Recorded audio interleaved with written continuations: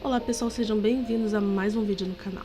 Bom, então eu comprei esse livro aqui, né, de origami para adultos, tá, pela Daiso, e aqui ele vai apresentar vários aspectos da cultura japonesa, tá? Então aqui atrás, né, vocês podem ver que temos vários tipos, né, um de gatinho, esse mesmo que eu tenho, tá? E um outro de coisas fofas, né, coisas kawaii, né, como bolos, etc. Então, eu pensei que eu poderia usar isso não só para mim mesmo, mas também usar isso para ensinar a cultura japonesa para vocês. E o primeiro que eu fiz foi o Daruma, tá? E aí eu vou ensinar a história dele para vocês. Bom, e aí aqui, né, tem algumas outras informações que vocês podem pausar o vídeo para ler, mas tá falando mais um pouco sobre o livro, alguns cuidados, né, que você precisa ter para não se machucar. E aqui também, né, explicando como a gente pode ler as instruções de dobradura que estão no livro.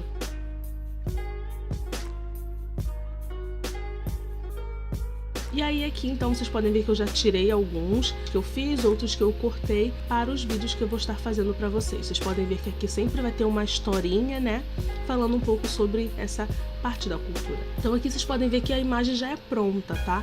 Tem todas as linhas atrás que ajudam, mas eu vou estar fazendo e ensinando para vocês, para a gente ver o resultado final e aprender um pouco sobre a cultura japonesa.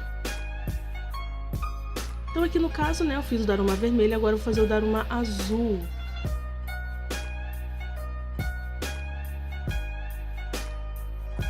Bom, e aí aqui vamos ver o que fala sobre ele, né? Ele é um amuleto da sorte, tá? Que se levanta mesmo ao cair. E ele é baseado na aparição do sacerdote, né, do monge budista Bodhidharma. Então aqui, como vocês podem ver, todas as imagens já são prontas, né? A gente só vai seguir um esquema que tem mais para trás sobre como a gente vai poder montar, né, dobrar esse origami. Então aqui, esse aqui é um origami de kimono que eu ganhei de amigo japonês. E aqui então vocês podem ver os outros modelos prontos, assim como aparecem na capa, tá? Então são esses modelos que nós vamos fazer. Bom, já essa parte do livro mostra todos os passos que a gente vai seguir, tá? Para poder ter esse origami pronto, né? Então aqui nós temos, ali tivemos o da carpa, aqui do kokeshi, né? Aqui do Monte Fuji, e assim também temos a do Daruma, que vai ser o que nós vamos fazer, né? Esse aqui foi o que eu segui, que eu fiz o Daruma vermelho, né? Mas eu vou fazer agora o Daruma azul, e enquanto eu vou estar dobrando ele, eu vou estar ensinando para vocês sobre a história dele.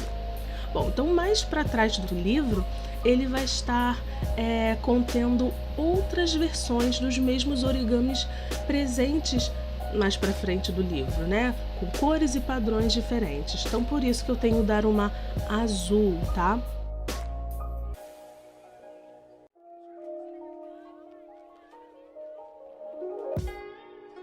Então aqui, né, uma outra versão da carpa, né? Aquela ali já é toda vermelha, aquela ali já é branca e vermelha, né? E ali a versão do Daruma azul. Já não contém o texto porque já tem no início do livro, né? Então não seria necessário ter de novo. E aí aqui outras publicações deles, né, sobre aqueles jardins de pintura, né?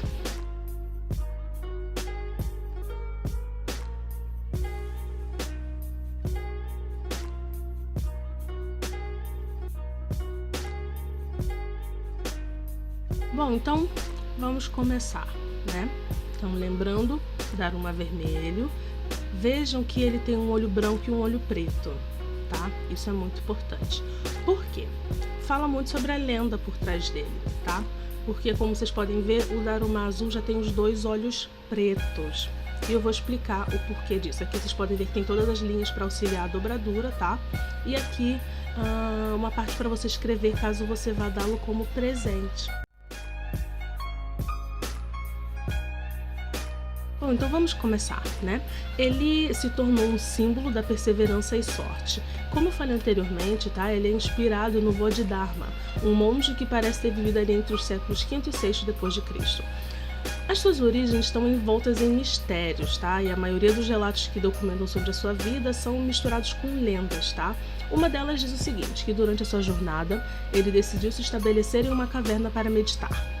Essa lenda, né, diz que ele meditou olhando para uma parede sentado durante muitos anos, sem pausas e sem fechar os olhos, exceto uma vez, acho que depois de cerca de 7 anos. Ele ficou tão furioso porque viu isso como uma falta de disciplina que cortou as próprias pálpebras para impedir que dormisse novamente.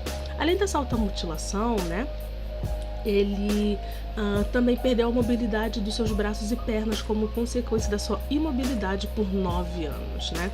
Isso porque foi definhando, né? Porque ele não se levantava, ele ficou ali todo esse tempo, né? Então o design dele tem raízes e significados profundos, até nos mínimos detalhes, tornando muito mais do que um simples item doméstico. Bom, então vamos ver algumas características, tá? Uma delas é o olho, tá? Que é a característica mais notável do Daruma. Que normalmente quando você compra ou ganha, ele vem com os 2 olhos brancos, tá? E o que acontece? É porque ele não tem pupila, né? Eles apresentam grandes círculos brancos onde os olhos estariam. E uma dessas teorias que explica essa questão fala justamente que está ligada à lenda, né, do Bodhidharma, que removeu as suas próprias pálpebras. E como você usa? Você então, enquanto você pinta um olho, você está fazendo um desejo, depois que ele se realiza, você pinta o outro olho, né? Então, pelos faciais, né? Então a gente vê aqui que ele tem sobrancelhas, né, e barba. Então as sobrancelhas, elas são modeladas para parecer com os Grolls da Manchúria e a barba com tartarugas. Bom, isso por quê?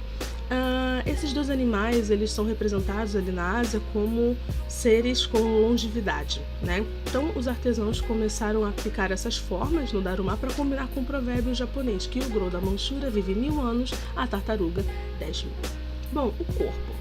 Ele não apresenta pernas e braços, tá? Justamente como uma lembrança, né, do seu sacrifício próprio, tá? E da meditação para alcançar a iluminação.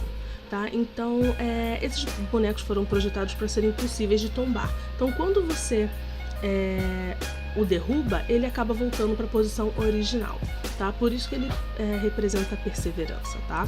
E aí, nesse caso, ele serve como um lembrete, né, de que não importa quantas vezes alguém possa ser derrubado, é preciso sempre suportar e se afastar para alcançar um novo objetivo. Bom, na barriga dele, né, a gente pode ver ideogramas como sorte, vitória, ou então outras pessoas, né, acabam escrevendo seus próprios desejos ali. Como vocês puderam ver, né, aqui eu fiz um Daruma vermelho, agora estou fazendo um azul. Assim, a questão das cores, né, e tem diversas, né, branco, preto, etc, amarelo, né, só que assim, é muito difícil encontrar um consenso, tá? Mas a gente acaba sabendo que a cor mais usada no Daruma é o vermelho. E assim, essas associações de temas, né, das cores, são extraídas de uma infinidade de crenças, superstições e lendas diferentes, todas reunidas para formar uma imagem coletiva, tá? E assim, algumas teorias, né? Uma seria que por ele ser um monge budista, ele usaria túnicas vermelhas, tá? Outra lenda diz que por um surto de varíola em toda a Ásia, as pessoas acreditavam que esse deus, né, vingativo, não gostava da cor vermelha. Então, eles vestiam roupas vermelhas, colocavam cortinas, cordas vermelhas nas suas portas como uma forma de afastar essa doença. Bom, como ele mudou durante os anos, tá? Então, assim, como eu falei, né, a história dele ali é cerca do século V ou VI. E foram os agricultores locais da cidade de Takasaki, na prefeitura de Gunma, que criaram a primeira versão desses bonecos, tá? Então, como o sustento deles dependia da sorte, eles criaram para ajudar na colheita. Bom, por ser algo muito antigo, não tem o mesmo peso que costumava ter, tá? E não são só as cores que mudaram, mas agora ele tem outras versões, como as chamadas Leiri Daruma, né? Que seria uma versão feminina.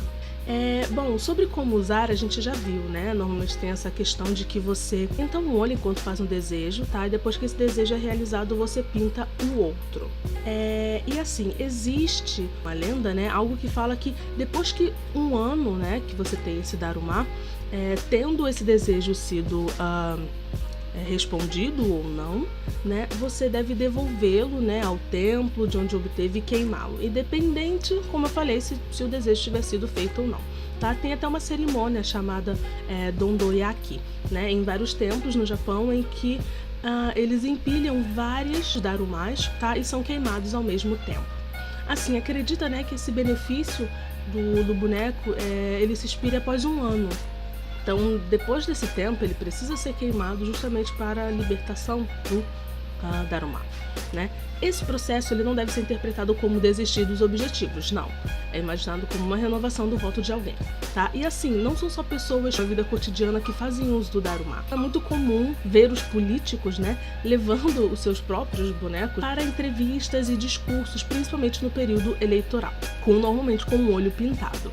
Bom, eles têm um desejo, né, e se comprometem a retribuir o Daruma com a visão. Isso seria no caso de você pintar o outro olho depois que o desejo fosse concedido. E assim, através do qual um político, nesse caso, pode estar demonstrando sua determinação e compromisso com o país e seu povo através do simbolismo incorporado ao Daruma.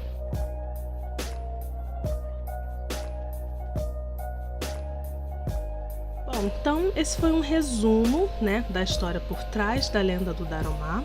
E aí eu queria saber de vocês já conheciam, não conheciam, conheciam algum outro ponto de alguma outra lenda, tá? E aí, se for nesse caso, coloque nos comentários do vídeo se você já sabia de algo diferente, tá? Porque assim, obviamente, como o vídeo é muito curto, não tem como eu trazer todas as teorias e todas as outras coisas, tá?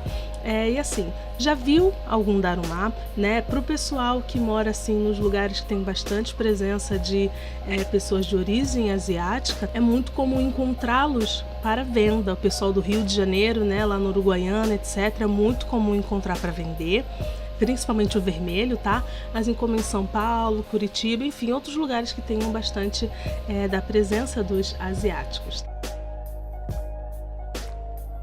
Então é isso, pessoal, espero que vocês tenham gostado, tá? Coloquem nos comentários se vocês sabem alguma coisa diferente ou não, e até o próximo vídeo. Tchau, tchau!